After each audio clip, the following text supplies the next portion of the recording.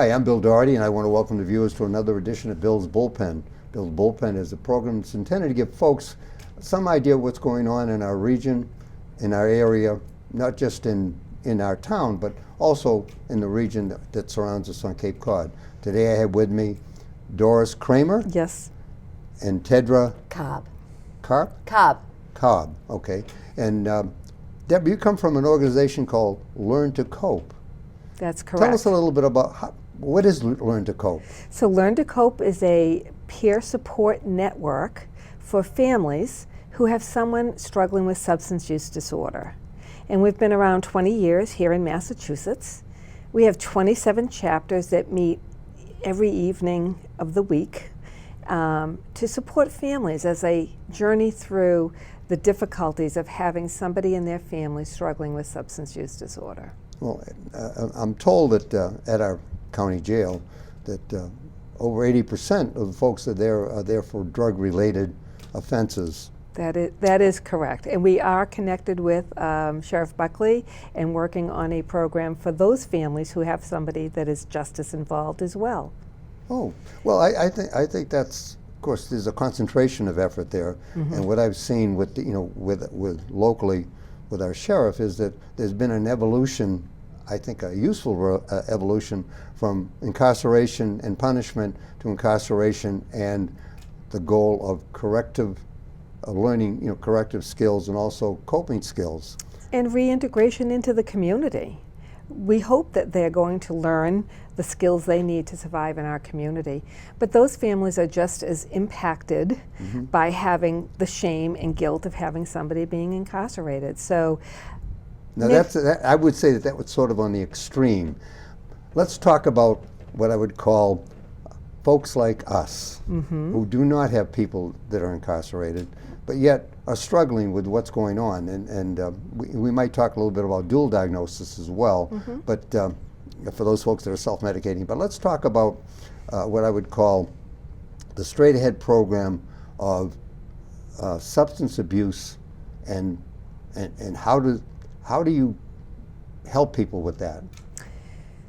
The Cape is no stranger to substance use disorder. Yes, I'll have to write that down. I didn't realize that. Nationwide, many families have been affected. Mm-hmm. Many individuals have been affected. The good news is, and Tedra has the statistics on this, mm-hmm. is there are more people in recovery than actively using. That comes through all the efforts people are making to help people find support, recovery, and the necessary tools to survive without being addicted to harmful drugs. Well, you began to talk a little bit about your organization mm-hmm. and people meeting. How did that get set up? So Joanne Peterson, who is our founder, 20 years ago started just having community meetings about what she was going through with her son. And from there, we've grown into almost 13,000 members in Massachusetts. We have 27 chapters, and we meet weekly to help families navigate the system, understand the disease of addiction, and provide peer support to them. All of our facilitators are trained to help people in this regard, but mostly we're parents who have been through this. I have a son in long-term recovery, mm-hmm. and at that time, I did not have any support. I didn't know where to go. I didn't understand this disease. And I'm a nurse, and I still didn't understand it. But having gone through that, I can relate to people and tell them my story and help them feel comfortable in talking about what they're going through and all the things that they've experienced, which is pretty significant. Well, I must say that no one likes to admit to what I would call a seeming failure mm-hmm.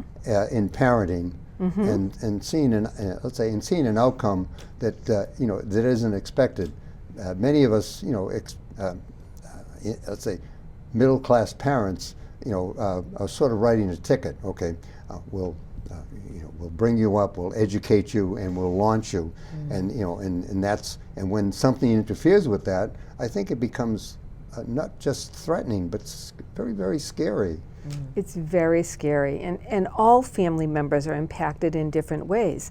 I have 3 children. 2 of them never ended up having a substance use disorder, and 1 did.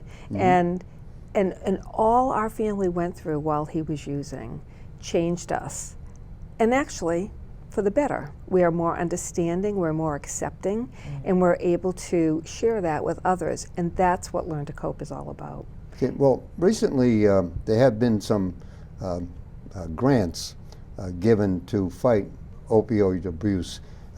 Tell us a little bit about the statistics to justify that kind of money.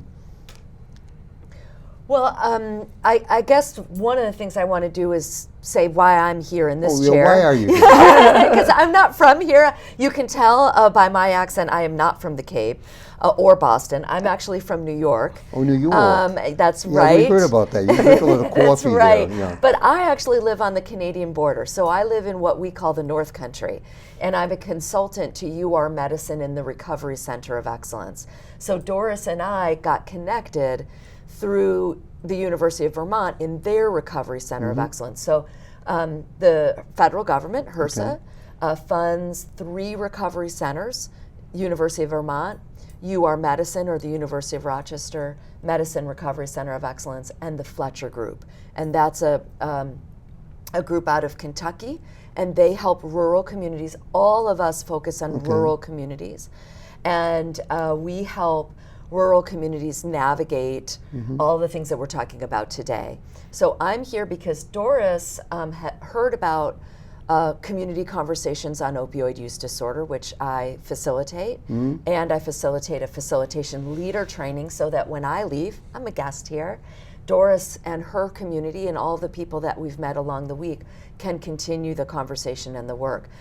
One of the things that you have brought up in a roundabout way is stigma.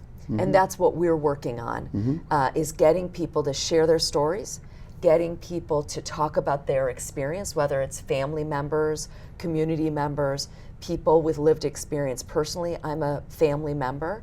I have a brother who's in long-term recovery. So I think one of the things that we're doing is getting people in communities to simply talk to each other, learn about substance use disorder and recovery. And like Doris said, there are more people in this country who are in active recovery than in active use. Now that but we don't talk about me, that. yeah. That's right. It Right, surprises you yeah. because TV doesn't present that, right? We don't talk about that. We show all the data about people and overdoses, which is really important and we need to be aware of. But we also need to be aware of hope and supporting people on their recovery journey. Now, do you live in Newport? No, I live in northern New York.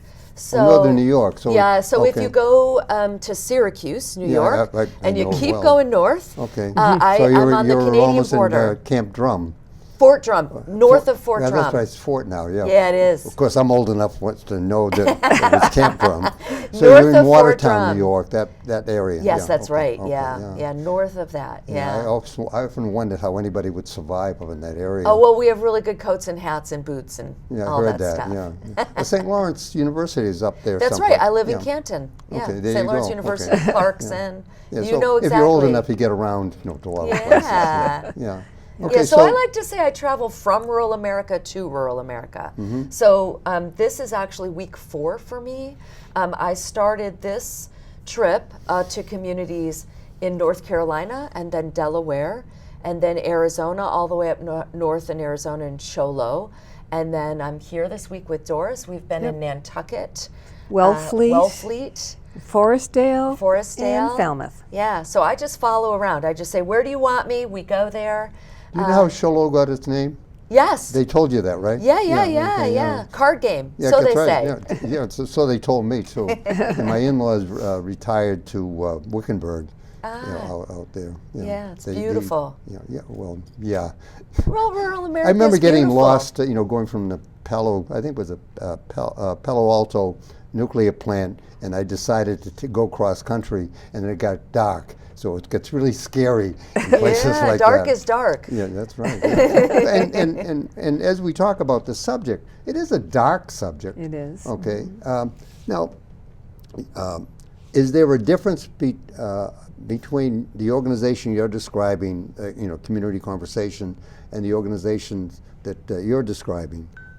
So Learn to Cope has a family resource center in Falmouth. So it's a physical building, and as families come to us, and as I look across the Cape and the needs of the people on the Cape, there aren't a lot of supports for families. And so Learn to Cope decided to open a family resource center here in Falmouth, but I cover the entire Cape and islands to help coordinate efforts to bring people out to get the support they need.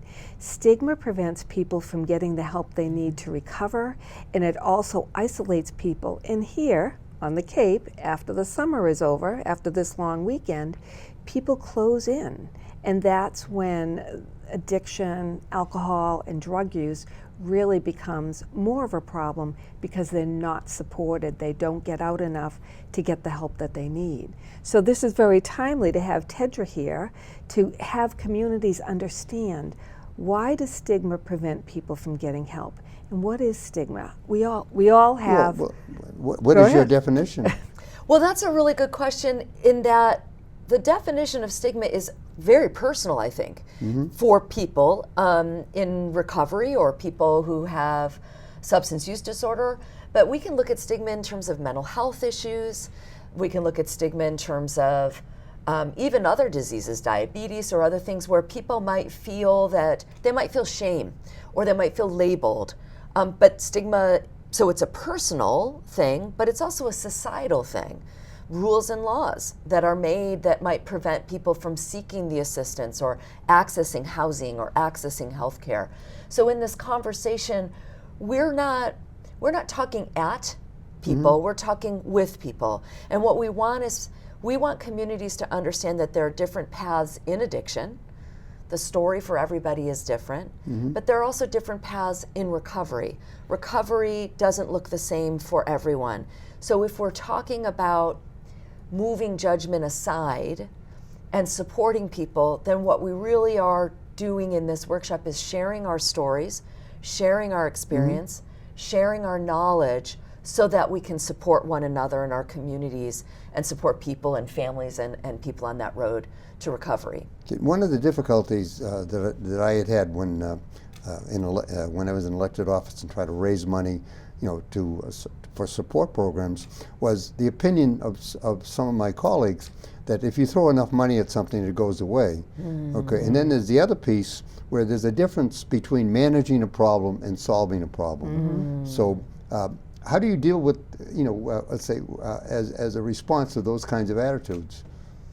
Well, I've also been elected long time ago. I was a county legislator. And so was I. Yes, there you go. We're connected. And for me, I ran, and it sounds like in our previous conversation, we might have run for the same reason. I was doing health work at the time, and I looked at my board and said, wow, there are a lot of farmers. I live in farmland. There are a lot of older people. There aren't many young women. It was a long time ago. And so I thought, I want to represent maybe the people who don't have a voice at the table. So I think some of the decisions that people make, and I'm going to be without judgment here, try to be, people are making decisions based on their own experience.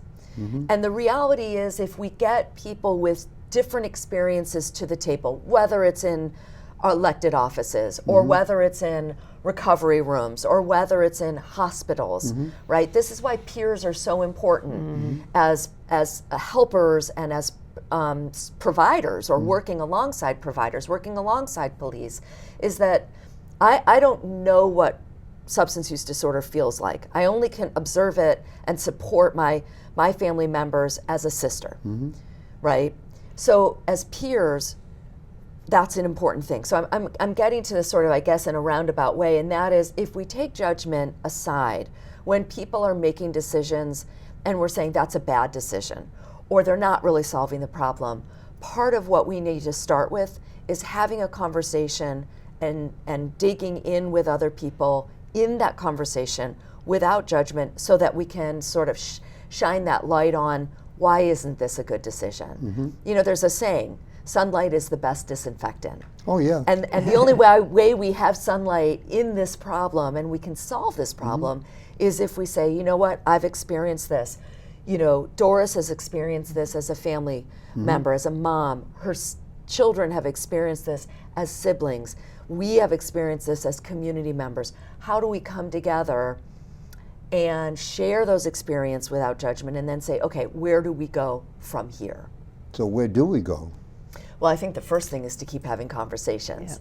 I think the first thing is for, you know, to keep this work. You know, like I said, I travel all over the country to rural communities, but I'm always the guest in that community. So the first step for me is to work with people like Doris, who are organizational mavens. I mean, fantastic at getting the community together, organizing this amazing week, and then training people to facilitate a community conversation on opioid use disorder. And by the way, we say opioid use disorder, we're funded by HRSA, it's a HRSA R-Corp grant, but we really broaden this to substance use disorder. Well, I hope that there's some consideration for what I call dual diagnosis, Yes. because there are a lot of the folks that are mentally ill that are self-medicating, and that self-medication tends to be a blurred line, you know, between what I would call the standard approach to anxiety-driven, you know, let's say motivation, you know, for opioid use to. Yeah, go ahead. I was just going to say, you know, you talk about self-medicating. Obviously, people have issues that make them feel different from everybody else, and so they self-medicate. If we were more open with one another and with our medical healthcare professionals to say, what's wrong with taking some medication to reduce your anxiety? There's nothing wrong with that. You take insulin for diabetes, you take beta blockers for heart disease. If you have a problem, and opioid use disorder is a mental disease, it's a brain disease, that's been proven. Why not give them medication to help them feel better, feel normal, and keep them safe? I know a lot of people are opposed to medically assisted treatment because they say, oh, that's exchanging one addiction for another. But really, why shouldn't we give people medication to make them feel better? What's wrong with that? And that's where the stigma comes in. Well, Can I pause for a minute? Sure. Just because one of the things that we're doing is helping people to understand language. You understand dual diagnosis. You've used that term. So for those people who are watching who don't understand, a dual diagnosis is somebody who's been diagnosed with a mental health issue, right? Maybe anxiety, depression, bipolar, schizophrenia, and they have substance use disorder. It is not uncommon, and I would say most common, that somebody who has an underlying mental health issue may develop a substance use disorder. And some of that is because their brain feels normal. So for with the drug. With the drug. Yeah. In other words, my daughter has degenerative disc disease. She was diagnosed with opioids for over a month, more than once. So she's had 2 surgeries. And her brain did not light up. She felt sick, she felt agitated, she felt anxious. It was not good for her brain.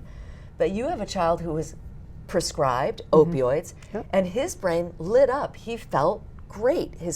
And that's what we're talking about. And many people don't understand just the basic, what happens in our bodies. And that's why we call substance use disorder a disease, because it's a brain illness.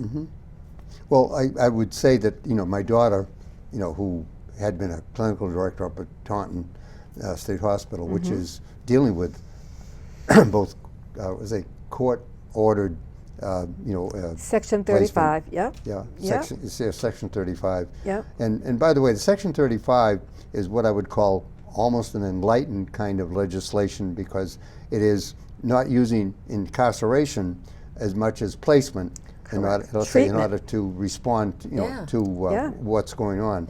But even then, there is this business about, as part of stigma, is that the folks that believe that a therapeutic liaison is not developed because of, you know, let's say, because of the use of pharmacology in order, let's say, in order to respond to it. How would you respond to that kind of a question? I always say it's not an either or, it's an and. Yeah. In other words, if somebody has diabetes, a doctor doesn't say, here's the insulin, bye-bye. The doctor says, I'm going to give you insulin, but here are the things that are going to support you. And in fact, in public health, we call that chronic disease management, Yep. right? So if someone has a chronic disease, the doctor may prescribe a medication, but also say, you know, here's a public health specialist or a nurse that might help you along with your behavior to help you understand that it's not just taking a medication, but also some lifestyle changes that happen. And the other night we were in Nantucket, and one of the participants said that he's allergic to dye, blue dye. And he said, But blue is my color. yes. He said, can you imagine, I now have to change everything, all my wardrobe, I have to change everything. Even in nursing, he wears blue scrubs. I have to change everything because of that allergy. And one of our conversations was, you can't do that alone. He can't walk in a different color set of scrubs and say, well, I'm allergic to blue, I'm going to wear pink. He has to say to the HR, I'm allergic to blue. I need to make these changes. How am I going to do that? What should I do here? Nobody does anything alone, Right. right? So it's not an either or, it's an and. Okay. I've always been of the opinion that we have a lot to learn from our differences. And I think in this case, how can we learn from those folks that are going through addictive behavior to develop strategies that work with them to help them, let's say, deal. And by the way, I am not against trading a good addiction for a bad addiction, because I think that if you already have addictive behavior, perhaps focusing on a more positive addiction like 12-step and those kinds of programs can be very useful in order to, let's say, to get a handle on how to live a positive life. Yes. I'm not sure what the question was. I'm sorry. Well, so I think one of the things is thinking about addiction as a disease. Yeah. So we call it opioid use disorder or substance use disorder or alcohol use disorder, right? So addiction is a behavior, but it's also a dependency on a drug, on something, alcohol or something. So I think what you're kind of getting to is how do we support people, and even if on their journey, I wouldn't say that somebody's addicted to NA or AA, I'd say they're finding support, same as going to learn to cope, right? But sometimes people will find something healthy to help them manage that addiction. But we also have to be aware that am I running to help me manage my addiction, and I'm running and I'm hurting my knees and I'm hurting my back. So sometimes people will make decisions or will find something that feels like a coping and a healthy coping, and it might not be. And that's really, to me, where we rely on one another, self-awareness. It's always a process. Our life is a process. Well, I've been told that the only real happiness we can have in this life is by helping others. And so, as we